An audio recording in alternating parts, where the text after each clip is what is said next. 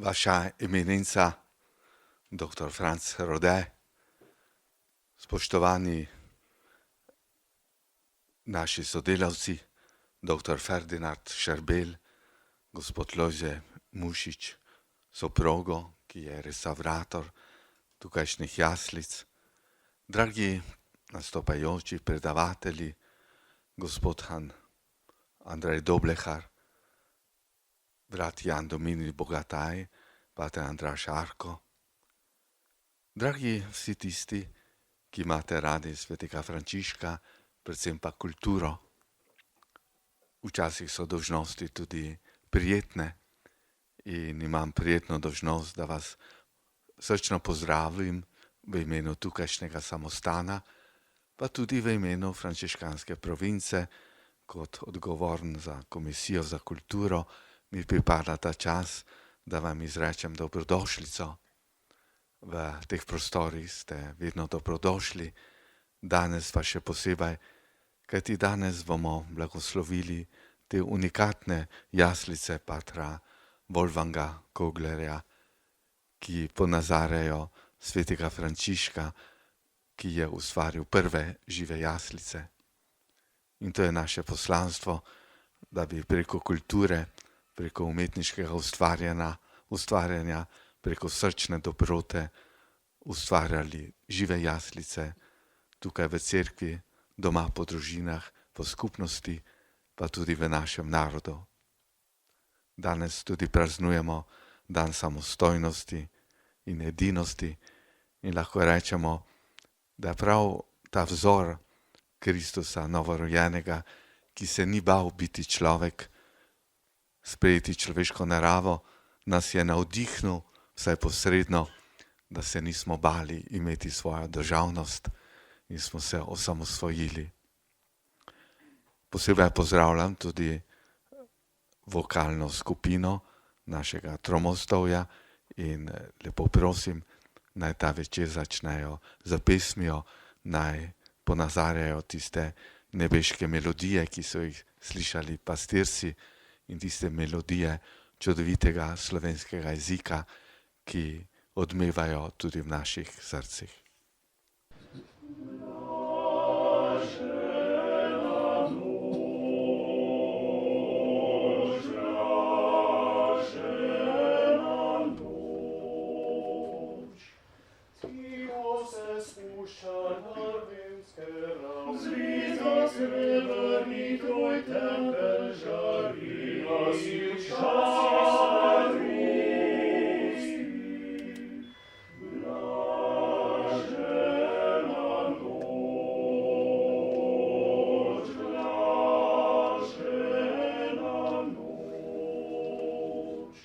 Če bi šli pogledat, kakšno zgodbo o Jezusovem rojstvu poznamo, bi si lahko rekli, da imamo neko kompilacijo ponovno v glavi, ne?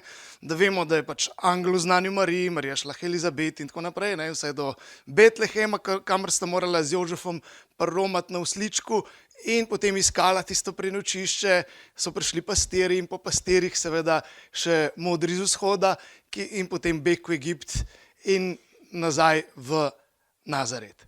Ampak ta zgodba je kompilacija. In smo seveda navajeni iz vseh risank, otroških, zgoščenih variant in seveda iz naših jaslic.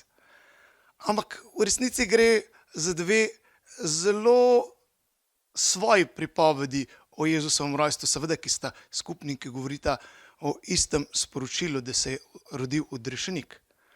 Ampak prinašata pa res tisto pravo zgodbo. In zato je vprašanje, kaj se z vsem tem, kar smo iz ljudskega izročila tudi navajeni in kar vedno vsako leto spremljamo, kaj je v bistvu celotno duhovno in teološko ozadje. Moramo si priznati, da smo mogoče Božič precej spravili na nek romantičen nivo lučk. Se moramo lepo, dobro počutiti, nam je fajn, si organiziramo prijetno božično večerjo, dobra koštica, še kakšna rujna kapljica fina zraven. Ampak v resnici pa lahko spregledamo, kaj je tisto, kar je bistvo božiča. Odrešenje ki se zgodi z učlovečenjem in z rojstvom Jezusa Kristusa. Glej, zvezdice Božje migljajo lepo, odprto široko je svetlo nebo. Duhovi nebeški se z raja vrsti, prebivajo slavo na zemljo hiti. Ali bi se Božji sin učlovečil, če ne bi bilo izvirnega greha? S takim vprašanjem se je dobrih 100 let po pravzaprav Frančiškovi smrti, po začetku tega frančiškanskega gibanja, frančiškanska teologija oziroma še posebej eden izmed njenih najboljših, najvidnejših predstavnikov, blaženi Janez Dunstot, so se ti teologi začeli spraševati pravzaprav tudi na ta zelo, bomo rekli, akademski, scholastičen ali pa celo hipotetičen način o Božjem učlovečenju. In to nas povezuje pravzaprav s to Frančiškovo izkušnjo v Greču.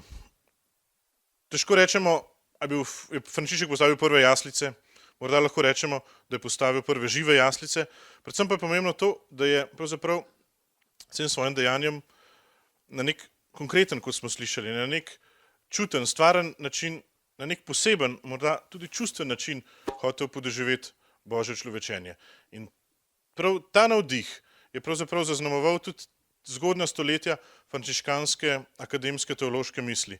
Zato je lahko prišlo pravzaprav do tega drznega odgovora blaženega Janeza Dunstota na to moje prvotno vprašanje.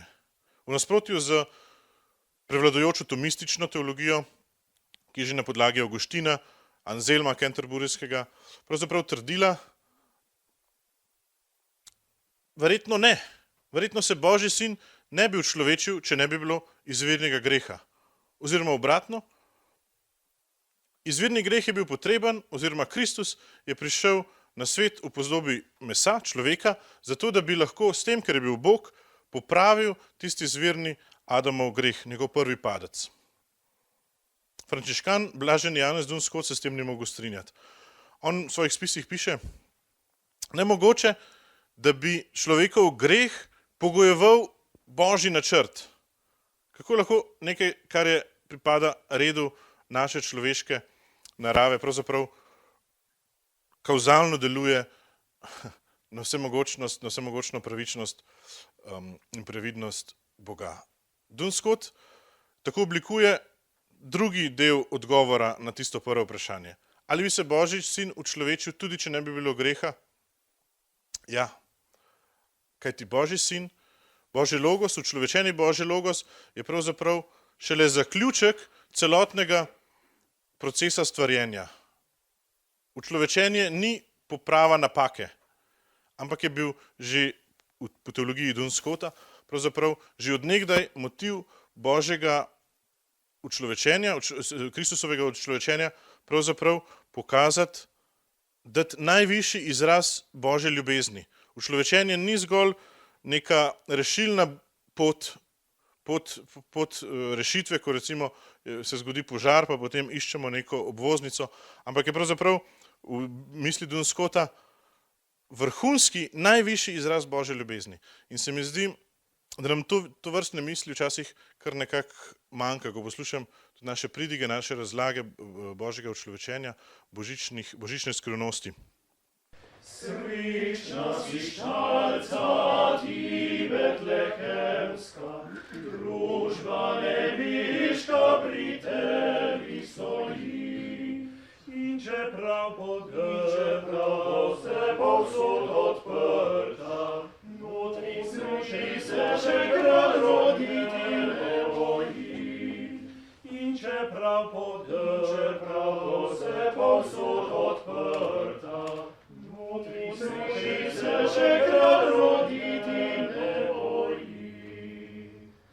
Delo patra Wolfganga je torej povezano z dvema dobama cerkvenega leta, postno in božično, oziroma božično in postno, ter torej z dvema poloma krščanskega čustvovanja, z veseljem ob Kristusovem rojstvu in žalostjo ob njegovem trpljenju in smrti.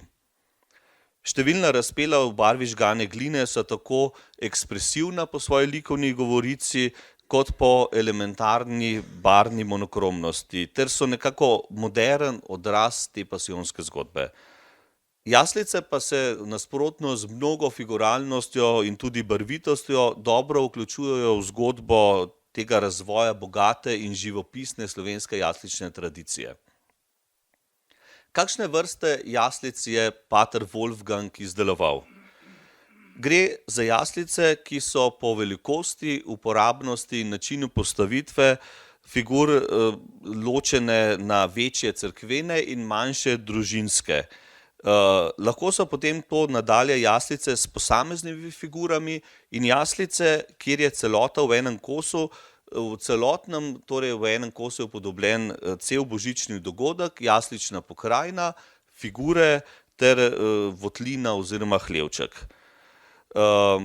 Večino jaslic je sicer pobarval, nekatere pa je pustil tudi nepobarvane in so na nek način posebej dragocene, redke, pristne, primarne, lahko rečemo. Kakšen pa je ta karakter jaslic patra Wolfganga? Navadno jaslice smatramo kot nekaj prikupnega, domačega, celo sentimentalnega. Za patra Wolfganga pa lahko rečemo in ocenimo, da se je v teh stvaritvah odmaknil od teh značilnosti v neko modernejšo avtorsko izraznost, s čimer je dosegal izvirnost in nezmotljivo prepoznavnost svojih jaslic. Jaslice patra Wolfganga vedno takoj prepoznamo, vedno nam je jasno, to je pa pater iz Pleterji in njegovo delo. To je dosegal zlasti z ekspresivnimi držami kipov. Zanimive so takšne razpotegnjene postave v nenavadnih sključenih držah, nekatere figure v jaslicah tudi ležijo.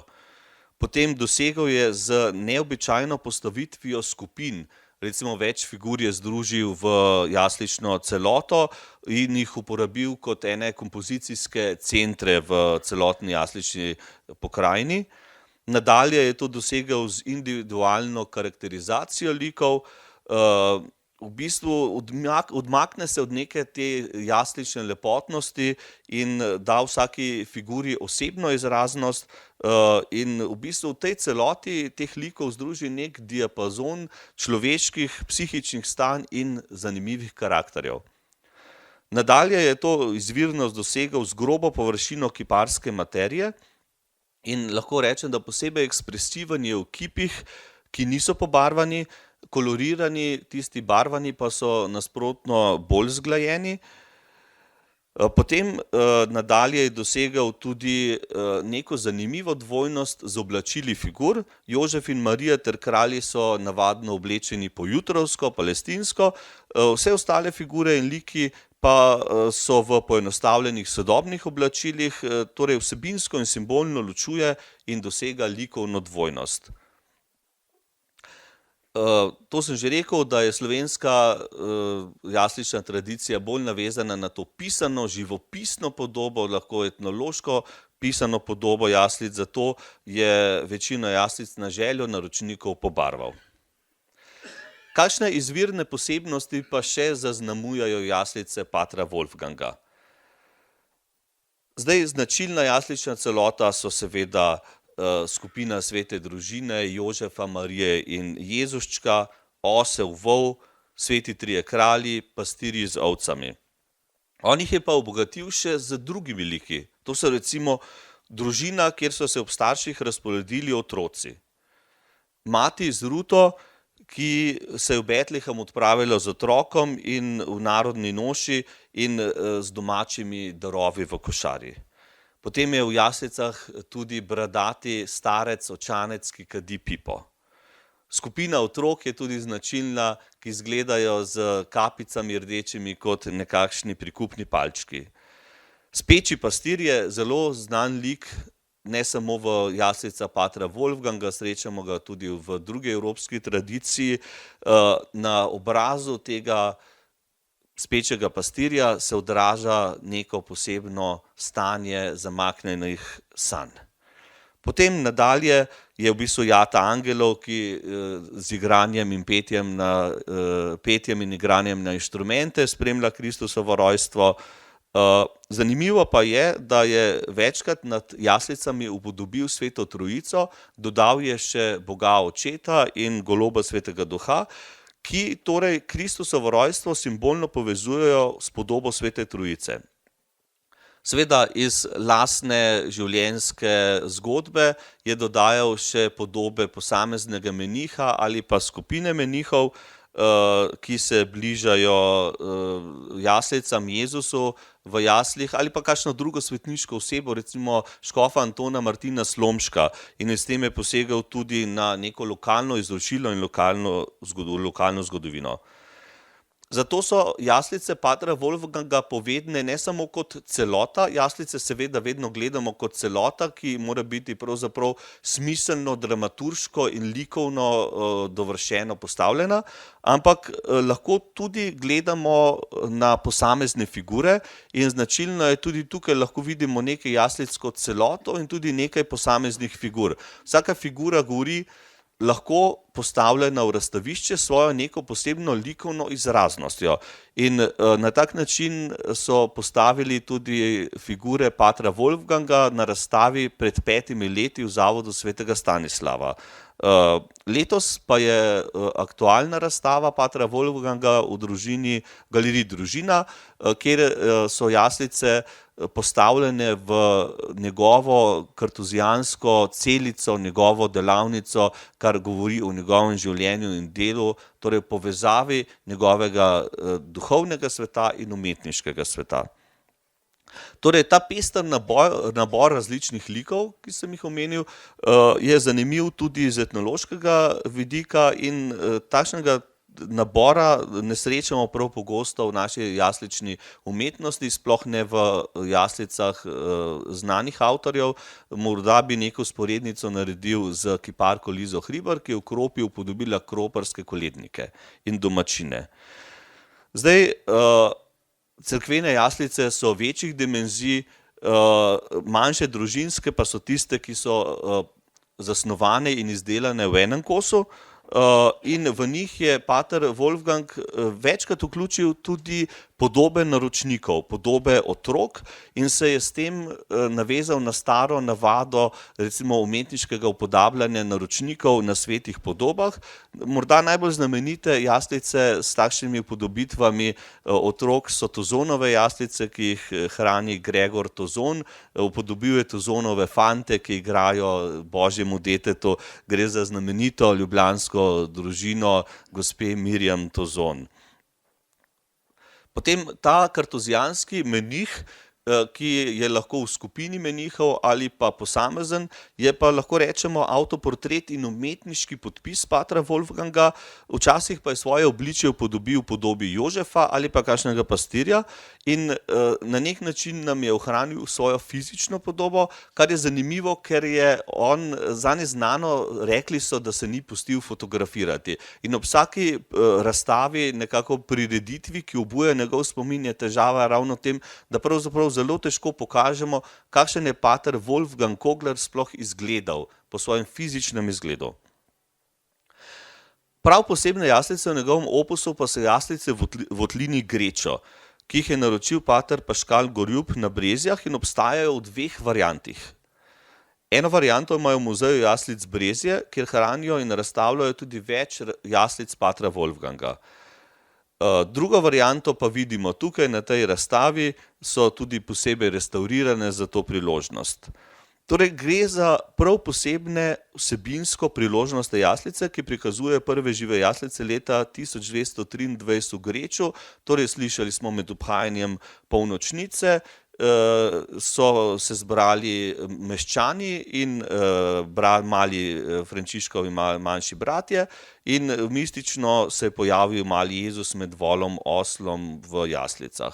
Pater Wolfgang je upodobil to gozdno pokrajino z iglavci in jaslično votlino z oltarjem, na katerem se daruje sveta maša, prisoten je duhovnik, ob strani pa so drugi udeleženci dogodka. Torej na eni strani meščani oziroma pastirji, na drugi, torej z naše desne strani, pa manjši bratje svetega Frančiška s svetim Frančiškom Asiškim. Te jaslice so iz nebarvane žgane gline, kar jim daje tudi neko posebno elementarno pristnost, ter so ekspresivne v likovnem izrazu, kar odraža tudi, lahko rečemo, vznemirjenje ob svetem dogodku. To varianto jaslic, torej iz Greča, lahko vidimo tukaj na razstavi. V varianti, ki sem jo omenil iz muzeja jaslic Brezje, pa je v votlini v Greču upodobljena sveta družina, ki se je prav tako z ene strani bližajo pastirji, z druge pa frančiškanski bratje.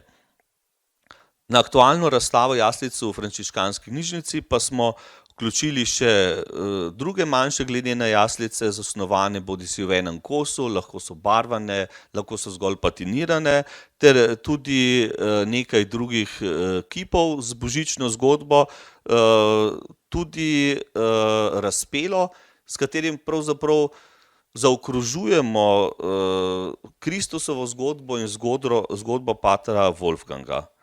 Pater Wolfgang vemo, da je bil zelo ustvarjalen in plodovit umetnik, lahko rečemo, da je bil umetnik samouk, še bolje lahko rečemo mojster ljudske obrti. Na leto je naredil do 70 kompletov jaslic, kar je pravzaprav ogromna številka, priča pa tudi o tem, koliko njegovih jaslic je ohranjenih bodisi po domovih, bodisi po cerkvah. Postavljajo jih recimo v pleterski zunanji kapeli, ki je dostopna obiskovalcem, v bližnji župnijski cerkvi v Šentjerneju. Njegove jaslice imajo številne cerkve, zanimivo tudi recimo zanje so se odločili v novozgrajenih cerkvah v Portorožu, v Ljubljani, v Mostah, v Dravljah, v Novi Gorici, Ivančni Gorici in celo v Selah na avstrijskem Koroškem. Potem hranijo in postavljajo številne institucije in posamezniki. Jaslice patra Wolfganga, ki jih je zasnoval v enem kosu, lahko rečemo, so statične in nespremenljive, ter zato lahko najbolje kažejo umetniško videnje patra samega. Zdaj, tiste druge jaslice s samostojnimi figurami pa se v postavitvi lahko spreminjajo. In na takšen način jasličarji našega časa s svojimi idejami dopolnjujejo umetniški opus znamenitega patra iz Pleterji, ter ga na tak poseben ustvarjalen način vsako leto delajo živega in aktualnega.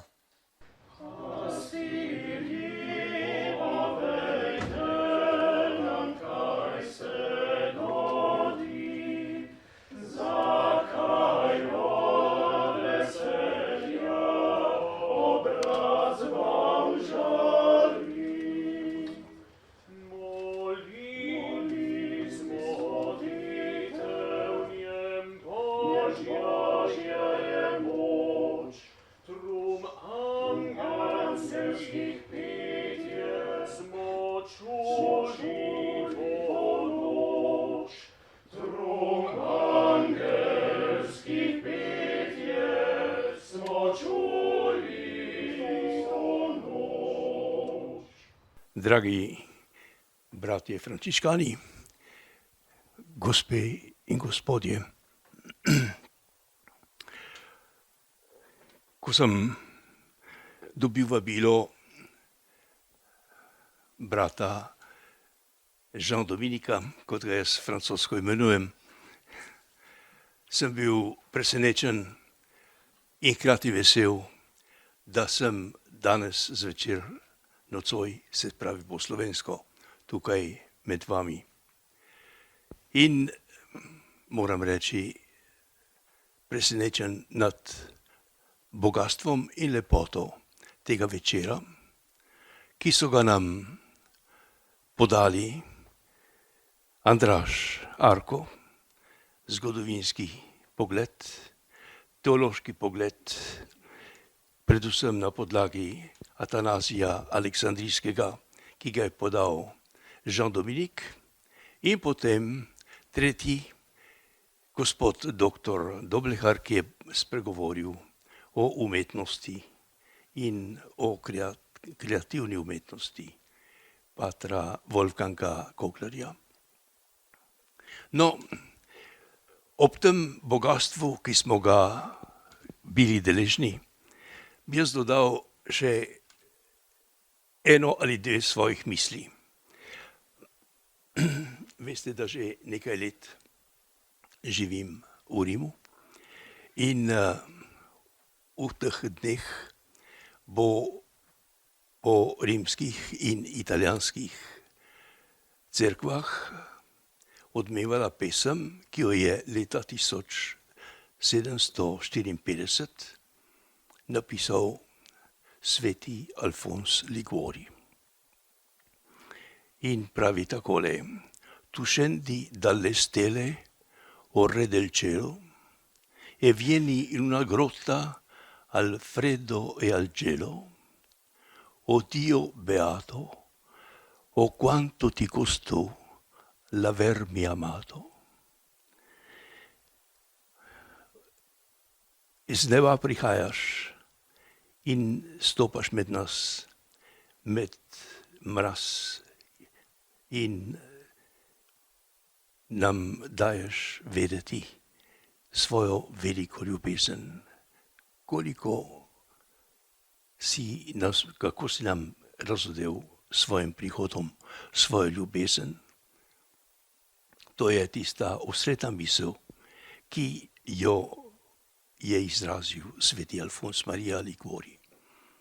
No in pri jaslicah, ki jih imamo tukaj in jih bomo blagoslovili, patra Wolfganga, preseneča to, kar prvič vidim in ki je mogoče velika novost in izvirnost teh jaslic, da je tukaj prizor iz Betlehema in mašnik v svojem opravilu pred oltarjem.